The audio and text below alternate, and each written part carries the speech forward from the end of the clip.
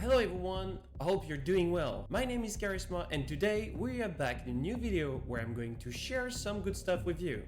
We are going to look at 3 simple, different, but very effective setups against certain types of raiders.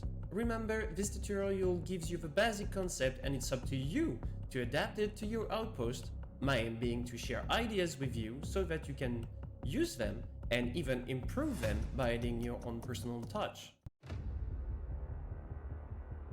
A RushSide-Down, the RSD, consists of placing a bomb ejector at the foot of a slope, behind the back of a raider. The upper part of the bomb ejector must be able to see and shoot down the slope on which the raider is standing, and the lower part behind the corrosive cube. Now, let's follow the path. As you can see, we're going down a staircase that turns 360 degrees. When the raider reaches the bottom of the staircase, he comes face to face with bomb, ready to explode. In this setup, I would advise you to set your corrosive cube with the opaque mode to minimum. You can add the splash mode, which slightly increases the chance of a successful kill. However, it's not vital, and you will be able to kill a lot of speedrunners with this setup.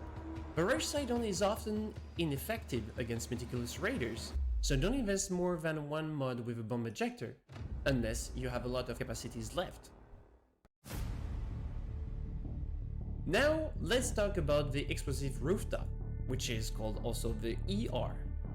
This setup is inexpensive and a great surprise for meticulous raiders. The biggest challenge will be its placement in your outpost.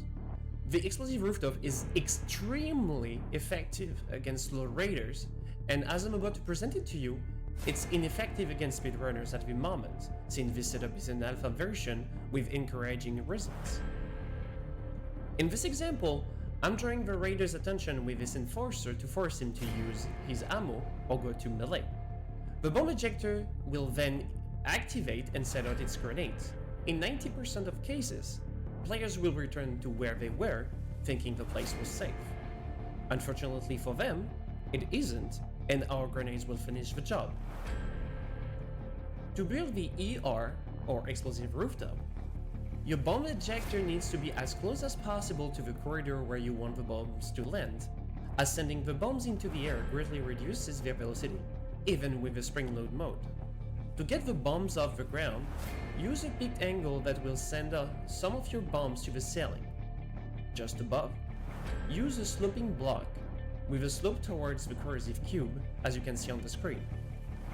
Place a solid cube to the left of your bomb ejector, and above it, the opaque corrosive in splatter mode, which is optional. Note that you can also play with bombs that go straight ahead and make the front area more deadly. As far as mods are concerned, use only chaotic bombs. After repeated testing, chaotic bombs seems to be the most reliable for this setup.